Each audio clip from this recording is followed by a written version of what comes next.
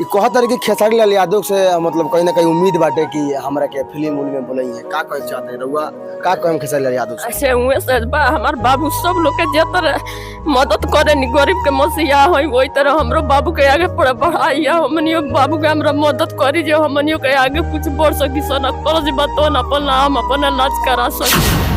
हमरे शादी नहीं के करे के बस हमारे बाप मातारी सुख से रहे इतने हमरा ला बहुत काफी है। मैंने शादी खातिर कोनो उम्मीद नहीं के शादी होखे या ना होखे हम अपना बाप के सामने रह के वो लोग का खर्चा सकार बोल जाइए ना 3 बजे से आगे हमार बाबू आवेली खाली चाहे ना खाली अब वास्ता धोके वही में लग जाली खोई ना चाहे ना खोई लग जाली ये वीडियो बनावे के चक्कर में ये खातर जौन बात ना नैयर तक ले हमार शादी बियाह 2 गो भतीजी करल हमार भाई ले हमरा के त्याग दलन बाप माई सब बे कोई नाम से कोई रिश्ता वाला आके बहुत बोला लालू 12 बजे रात ले बैठल लालू ना दियाला तले ना जालू चाहे कर्जा वाला उल्टा सीधा जाके बोला।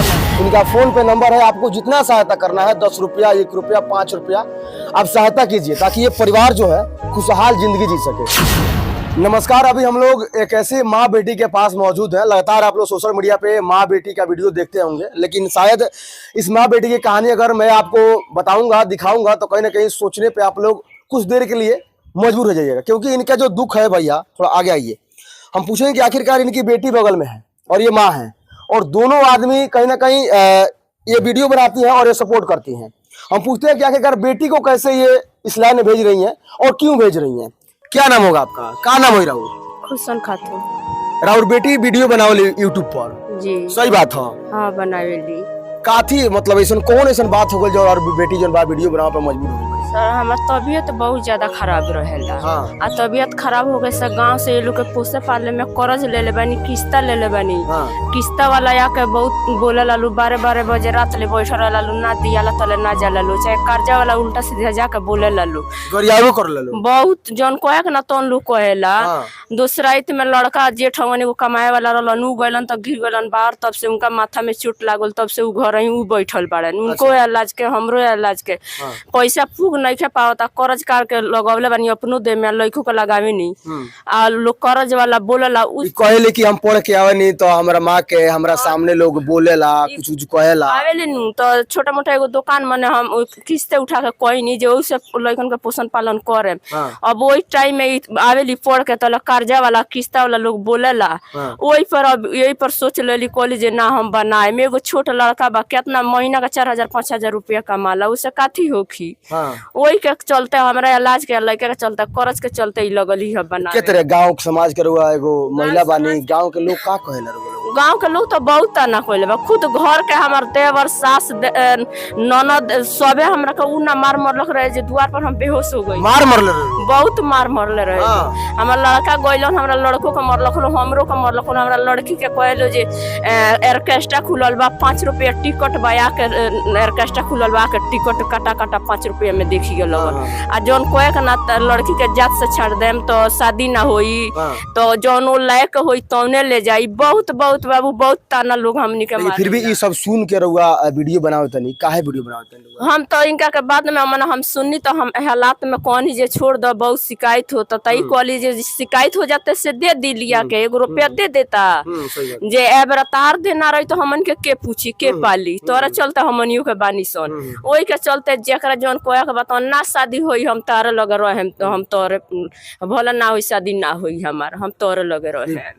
मतलब पढ़बो कर ली और वीडियो बना जाली सुबह उठेली जाली ट्यूशन उन्हें से आवेली स्कूल जाइए ना 3 बजे से आगे हमारे बाबू आवेली खाली चाहे ना खाली अब वास्ता धोके वही में लग जाली खोई ना चाहे ना खोई लग जाली ये वीडियो बनावे के चक्कर में ये खातर जौन बात ना नैयर तक ले हमार शादी बियाह 2 गो भतीजी करल हमार भाई ले हमरा के त्याग दलन बाप माई सब बे कोई नाम से कोई रिश्ता नहीं खे रखो एबरा बन रहती तो सब कोई पूछी। अब देखिए एक माँ रो रही है और बेटी जो है यूट्यूब पे वीडियो बना करके घर का मजबूरी जो समझ रही है, ये बहुत बड़ा एक जिम्मेवारी है इस बेटी के ऊपर और कहीं ना कहीं लोग इसको गलत समझ रहे हैं भैया। लेकिन गलत समझने वाला चीज नहीं है, क्योंकि लाखों लोग जो है आजकल यूट्यूब और फेसबुक से लाखों रुपया कमा करके अपने घर का मजबूरी और बहुत सारा चीज जो है दूर कर चुके हैं। तहार माँ रो तरी का कहबू मजबूरी बा तारा ऊपर कितना सच्चाई बा में? सब तो सच्चाई बोला तारी, सब तो सच्चाई बोला तारी। हाँ कोनो बात झूठ नहीं खे। तो क्या तरह आगे वीडियो बनावे के बा, आगे क्या तरह का करे के बा? ना वीडियो तो हम बनावल तो हम कोई ना छोड़ा। हाँ एला जे भी हो जाई तो। हाँ, मैंने गांव समाज के लोग से लेके घर के लोग तरह के बुरा भला बोलता, कुछ कुछ कहता, फिर भी मतलब मन बाकी वीडियो हम बनाए। हाँ, लोग कुछ भी कहे, हमरा उ सबसे मतलब नहीं कि एक बेरा खाए के तो ना दीदी, लोग कहे वाला बहुत बाटे, लेकिन उ सबसे हमनी के मतलब नहीं कि कुछ भी कहे, लेकिन हम वीडियो बनावल कभी भी ना छोड़े। हाँ, का कहबू जौन लोग तरह के देखता, जौन लाइक देता, प्यार आशीर्वाद देता, ओकरा कुछ का कहबू? उन लोगों से हाथ जोड़ के विनती करती हूँ कि मुझे भी सपोर्ट कीजिए, अपना आशीर्वाद दीजिए कि मैं भी आगे बढ़ सकूँ।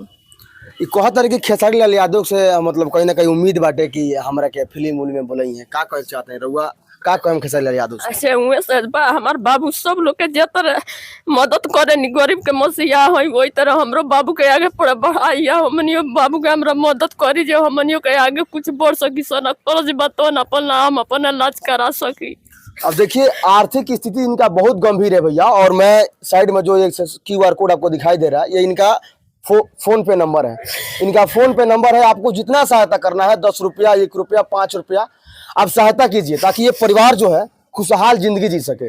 आज एक लड़की जो है वीडियो बनाने पे मजबूर हो चुकी है क्योंकि इसे घर के जो आर्थिक स्थिति है वो बहुत ज्यादा गंभीर हो चुका है। लगातार हम लोग वीडियो दिखाते हैं, लेकिन फिर भी एक उसके पीछे का जीवनी क्या होता है, अगर ये आप लोग सच्चाई जानिएगा तो शायद इनको आप कभी नहीं बोलिएगा और ना ताना मारिए, क्योंकि इनके पीछे की जो सच्चाई है ना वो शायद आप सुन करके देखिए कि आज एक मार हो रही है और बेटी है सामने। अब अगर आपके आंखों में थोड़ा सा आंसू झलक रहा है तो कृपया इस माँ और बेटी का सहायता कीजिए जितना हो सके। आप लोग लगातार हमारे वीडियो के माध्यम से सहायता करते हैं, बहुत सारे लोग को सहायता आप लोग किया है, यहाँ तक कि मछली वाली का आप लोग सहायता किया है। लेकिन आज मैं रिक्वेस्ट कर रहा हूँ आप लोगों से कि 1 रुपया हो, 10 रुपया हो, 5 रुपया हो, QR कोड सामने आपको दिखाई दे रहा है। आप लोग इस माँ और बेटी के लिए बिल्कुल निश्चिंत होकर के आप लोग सहायता कीजिए। का कहबू और कोनो गाना वाना याद बा? गावा कुछ याद बा? अब माँ रोत बढ़ले बाड़ी तो तू और बताओ, जब वीडियो में आ गई बाड़ू तो कहीं ना कहीं घर के मैनेज तरह करे के पड़ी। आगे चल के लोग कहते तार शादी बियाह ना हो तो तहरा का लगता? लोग जब कहे लगे शादी बियाह ना हो तो का कहलू तू? उ कहे वाला कह दी, दुख भी लागेला, लेकिन हम कहनी भले हमार शादी ना हुई लेकिन हम बाप मतारी के लगे जिंदगी भर कुंवारे रहे। शादी ना हुई फिर भी बाप मतारी के लगे रह के कुंवारे रह के खर्च चलाए। हाँ, वो लोग के हम खर्च चला। हाँ, एला तो हम वीडियो बनावत तनी, हमू तो शौक से वीडियो नहीं की बनावत। हम एला बनैनी कि हम कुछ रुपया यूट्यूब से कमा के अपना घर के कर्ज चुका सकी, अपना मम्मी के इलाज भी करवा सकी। हमरा शादी नहीं के करे के, बस हमार बाप मतारी सुख से रहे, इतने हमरा ला बहुत काफी है। मैंने शादी खातिर कोनो उम्मीद नहीं के, शादी होखे या ना होखे हम अपना बाप के सामने रह के वो लोग खर्चा सकार ले। हाँ, मैंने इस चीज से तरह कोनो लेकिन नहीं के कि लोग का कहता का धरी उससे मतलब नहीं के ना, इस सबसे हमरा कुछ मतलब नहीं। हाँ, अब देखिए इनकी आर्थिक स्थिति पे आप लोग ध्यान दीजिए, और मैं जहां तक हो सके वहां तक मैं सहायता इनका किया हूं और करूंगा भी। लेकिन आपसे मैं विनती करता हूं, हाथ जोड़ के रिक्वेस्ट है कि बस 10-10 रुपया आप लोग इस माँ और बेटी को दीजिए ताकि इनका घर जो है ना सुख संपत्ति चलता रहे। तो क्या सोचते हैं आप लोग माँ बेटी के बारे में? अनेकों वीडियो आप लोग देखे हैं माँ बेटी को लेकर के, लेकिन आज जिस माँ बेटी की कहानी में दिखाया हूं, क्या सोचते हैं आप लोग? कमेंट कीजिए। मिलते हैं नेक्स्ट वीडियो में। जय हिंद।